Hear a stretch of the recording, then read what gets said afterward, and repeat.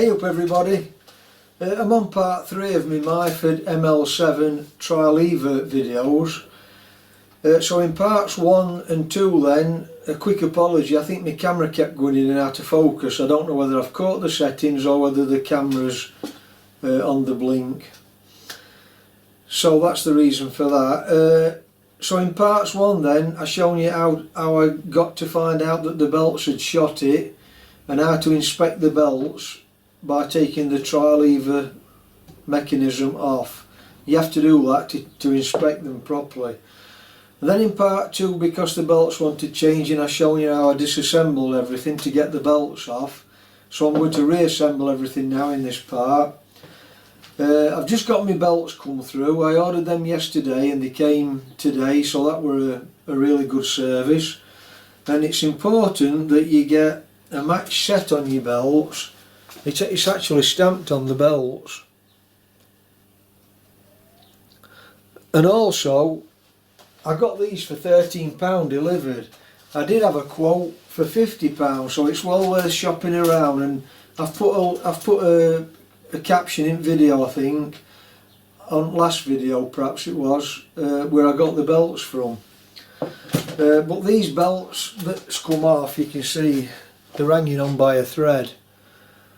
They have been on 15 years, these belts, and it's had heavy use, the lathe. I'm on it all the time. So yeah, they've lasted well.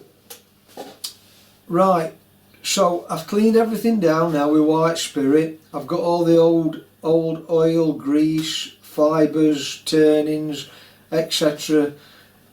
out of all the components and out of the headstock on the lathe, and that's had a good clean. I'll just show you them before I reassemble. So we'll crack on now then and get everything reassembled up. Then I'll set the trial lever mechanism up, so we're back to square one.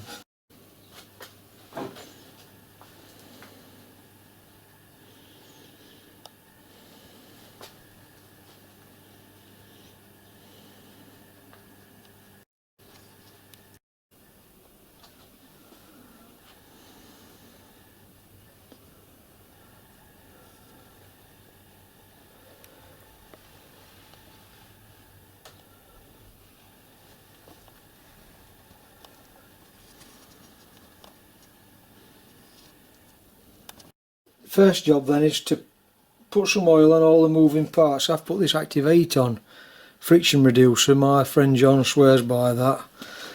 You don't have to use that, but that's what I've used. Then I've got to put this lower casting onto the 3 studs.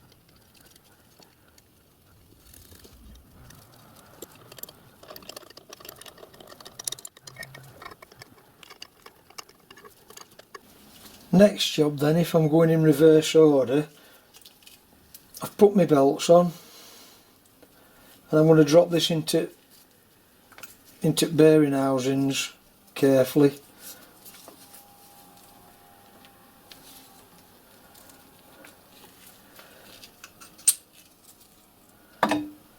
You've got to make sure you thread your belts over the pulley so that it goes under that guard then.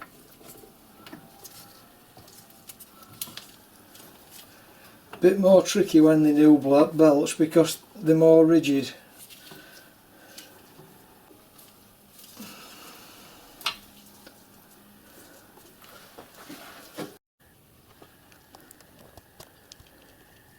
Top bearing housings next, then correct amount of shims as when you took it off.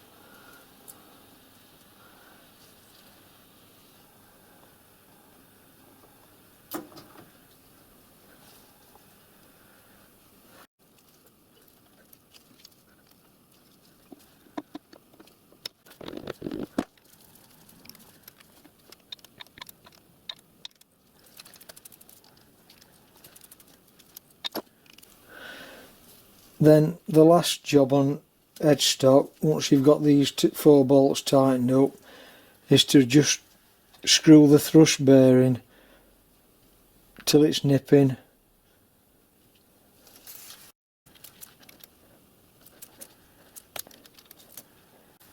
and I just back it off a fraction, then tighten the grub screw up. You can always adjust it at a later date, that, if it needs adjusting. Next then, it's the countershaft spindle, the pulley and the woodruff key. So it's a bit of a juddling like this, but you've got to get the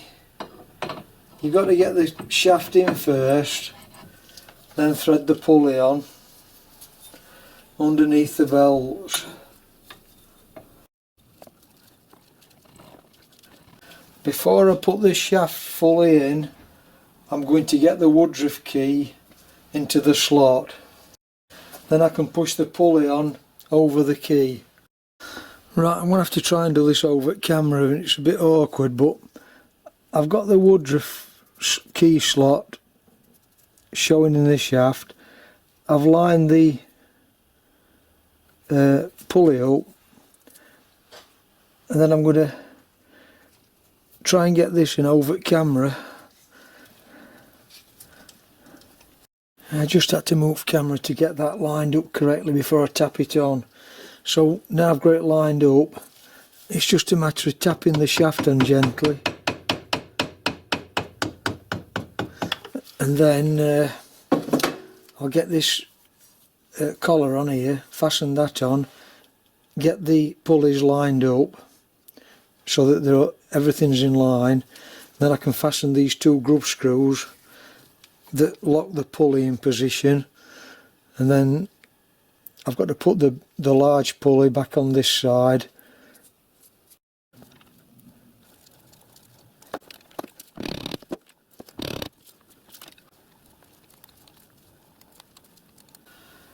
And then the pulley has got to be lined up again with this woodruff key.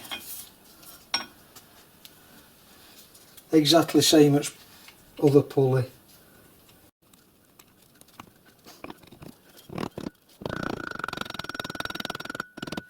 Then just tighten the grub screws up. There's two of those on this pulley. I'll put the top guard back on now. So on this side, that's the clamping mechanism that goes round the countershaft casting, and then on this side same thing, but you've also got this extra screw on this bracket here. Once that's on,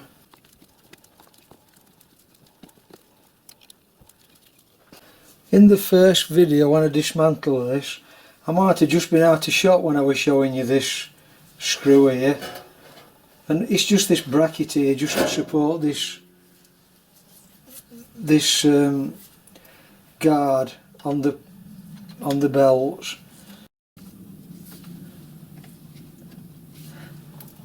Right, I'm ready to put the tri-lever mechanism back onto the headstock, but before I do that I'm just going to show you this, because it's going to be difficult I won't be able to show you once it's on, and you might not understand what I'm explaining. In the end of the adjusting screws there's a slot for these levers to fit into, and the levers are approximately 1/8 thick, maybe not quite 1/8, and they fit into those slots. So when you're adjusting the screw, don't go adjusting it without releasing each lever from that slot. So you can only adjust half a turn at a time, because that slot's got to reline back up with each of those levers. And there's your 3 adjusting screws that I've just shown you the back of. So all that's going to hold this on is one bolt in the back into the bracket here, and one stud at the front onto this stud.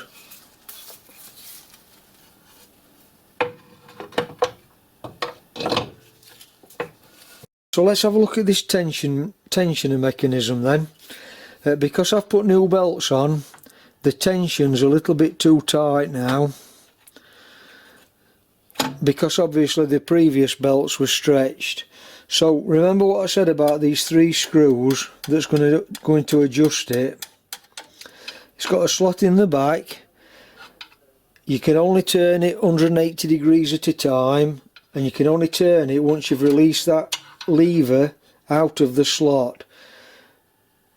So to release the lever out of the slot at the back, you push the follower here, use a screwdriver, push the follower away while holding the lever back, then you can turn the screw.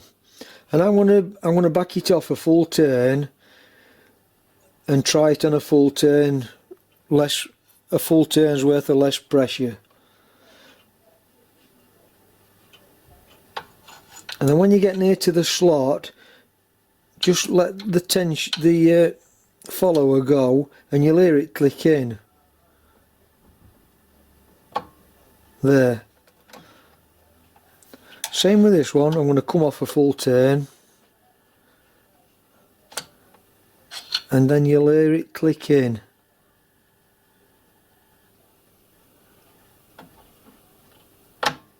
There. And this one the same.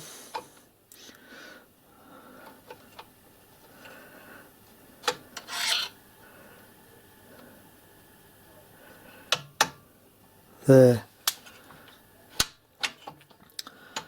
So when you press these down without the chuck going, you'll find that they're a little bit harder to push in. And as soon as you start the chuck up, they'll go a little bit easier. I've just found that from experience. And when you're oiling the mechanism, don't put too much oil on, because all it'll do is splash onto the belts, which you don't want. So I'll try that then.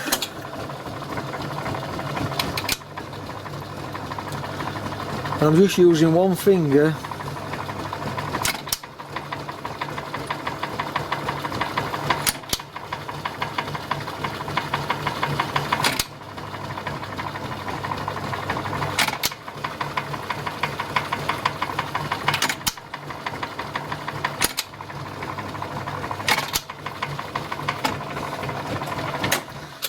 And that's it. It's really just a bit of experience in knowing what tension you need.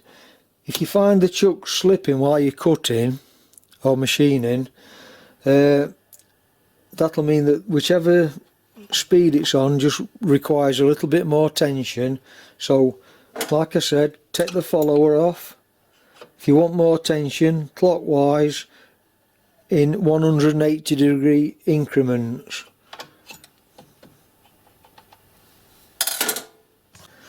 And over time, as the belts bed in, you'll have to readjust these periodically.